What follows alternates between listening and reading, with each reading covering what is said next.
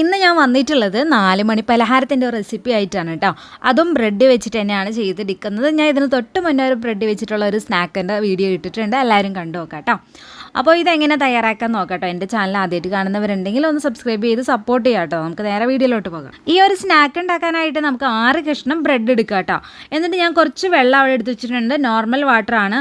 അതിൽ ഞാൻ ഒന്ന് ഡിപ്പ് ചെയ്ത് കൊടുക്കുകയാണ്. ഡിപ്പ് ചെയ്തിട്ട് അപ്പം തന്നെ നമുക്ക് എടുക്കാവുന്നതാണ് കേട്ടോ. നമ്മുടെ ബ്രെഡ് നന്നായിട്ടൊന്ന് നനയണം, അത്രയേ ഉള്ളൂ.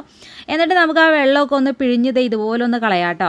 കണ്ടല്ലോ, ഒരുപാട് വെള്ളം സോക്ക് ചെയ്യേണ്ട ആവശ്യമില്ല, കാരണം നമുക്കത് പിഴിഞ്ഞ് കളയാൻ ഉള്ളത് തന്നെയാണ്. അപ്പോൾ ഒരുപാട് അങ്ങ് പൊടിഞ്ഞു പോകില്ല കേട്ടോ. എന്നിട്ട് ഇത് എല്ലാ ബ്രെഡും ഞാൻ ഇതുപോലെ വെള്ളത്തിൽ ജസ്റ്റ് ഒന്ന് മുക്കുന്നുണ്ട്. എന്നിട്ട് പിഴിഞ്ഞിട്ട് ഞാനൊരു ബൗളിലേക്ക് ഇട്ട് കൊടുക്കാണ് കേട്ടോ. കൈ കൊണ്ട് തന്നെ ജസ്റ്റ് ഒന്ന് ഞാൻ പൊടിച്ചിട്ടാണ് ആ ഒരു ബൗളിലേക്ക് ഇട്ട് കൊടുത്തിട്ടുള്ളത്. ഒരു സവാള കട്ട് ചെയ്തത് ചെറുതായിട്ടാണ് കേട്ടോ. പിന്നെ അതുപോലെ കുറച്ച് കറിവേപ്പിലയും കുറച്ച് മല്ലിയിലയും കട്ട് ചെയ്തത്, ഒരു തക്കാളി കട്ട് ചെയ്തത് ചേർത്ത് കൊടുക്കാം.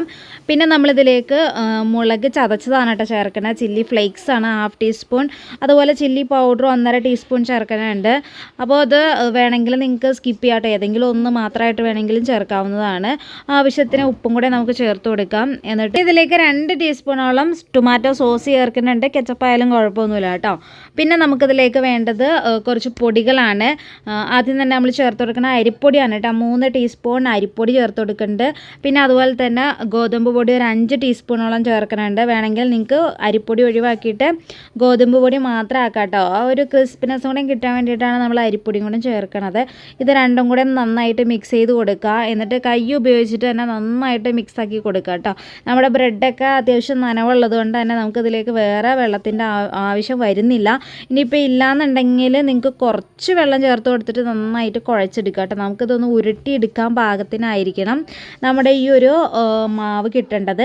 അപ്പോൾ നമ്മൾ കട്ട്ലേറ്റൊക്കെ ഉണ്ടാക്കും പോലെ തന്നെ ദേ ഇതുപോലെ നമുക്ക് ഒന്ന് ഉരുട്ടി ഷേപ്പാക്കി എടുക്കാം. മോൾഡൊക്കെ ഉണ്ടെങ്കിൽ നിങ്ങളുടെ ഇഷ്ടത്തിനനുസരിച്ചിട്ടുള്ള ആകൃതിയിൽ ചെയ്തെടുക്കാനും പറ്റും കേട്ടോ. അപ്പോൾ ഞാൻ ദേ ഇതെല്ലാം നമ്മുടെ കട്ട്ലേറ്റിൻ്റെ ഷേപ്പിൽ തന്നെ എല്ലാം ഞാൻ ഉരുട്ടിയെടുക്കണതാണ്. നിങ്ങൾക്ക് വേണമെങ്കിൽ റൗണ്ടിൽ വേണമെങ്കിൽ അങ്ങനെയും ചെയ്യാം, ചെറിയ ഉരുളകളാക്കിയിട്ട് വേണമെങ്കിലും ചെയ്യാം കേട്ടോ. ഏതായാലും ഞാനിവിടെ ഈ ഒരു ഷേപ്പിനാണ് എടുത്തിട്ടുള്ളത്. ഇനി നമുക്ക് ഓയിൽ ചൂടാക്കിയിട്ട് അതിലേക്ക് ഇട്ട് കൊടുക്കാം. മീഡിയം ഫ്ലെയിമിലായിരിക്കണം നമ്മുടെ തീ ഉണ്ടാവുക. ലോ ഫ്ലെയിമിലാവരുത്, എണ്ണ ഒരുപാട് കുടിക്കും. ഹൈ ഫ്ലെയിമിലായിട്ടുണ്ടെങ്കിൽ പുറം ഭാഗം കരിഞ്ഞും പോകും. അപ്പം ഇനി നന്നായിട്ട് തന്നെ 2 വശവും നമുക്കൊന്ന് ഡീപ്പ് ഫ്രൈ ചെയ്തെടുക്കാം കേട്ടോ. അപ്പോൾ പെട്ടെന്ന് തന്നെ ആവുകയും ചെയ്യും. ബ്രെഡ് ആയതുകൊണ്ട് തന്നെ അധികം ടൈമിൻ്റെ ആവശ്യം വരുന്നില്ല. പിന്നെ അത് മാത്രമല്ല നല്ല ടേസ്റ്റി ആയിരിക്കും കേട്ടോ. കുറച്ച് സോസും കൂടെ ഉണ്ടെങ്കിൽ പിന്നെ കുട്ടികളുടെ കാര്യം പറയണ്ട, അവർക്ക് ഭയങ്കരമായിട്ട് ഇഷ്ടപ്പെടും. എല്ലാവരും ട്രൈ ചെയ്ത് നോക്കുക, ഫീഡ്ബാക്ക്സ് അറിയിക്കുക. വീഡിയോ ഇഷ്ടപ്പെടുവാണെങ്കിൽ ലൈക്ക് ചെയ്യുക, എൻ്റെ ചാനൽ സബ്സ്ക്രൈബ് ചെയ്യുക കേട്ടോ. അപ്പോൾ മറ്റൊരു റെസിപ്പി ആയിട്ട് നമുക്ക് വീണ്ടും കാണാം. അതുവരെ ഓക്കെ, ബൈ, താങ്ക് യു.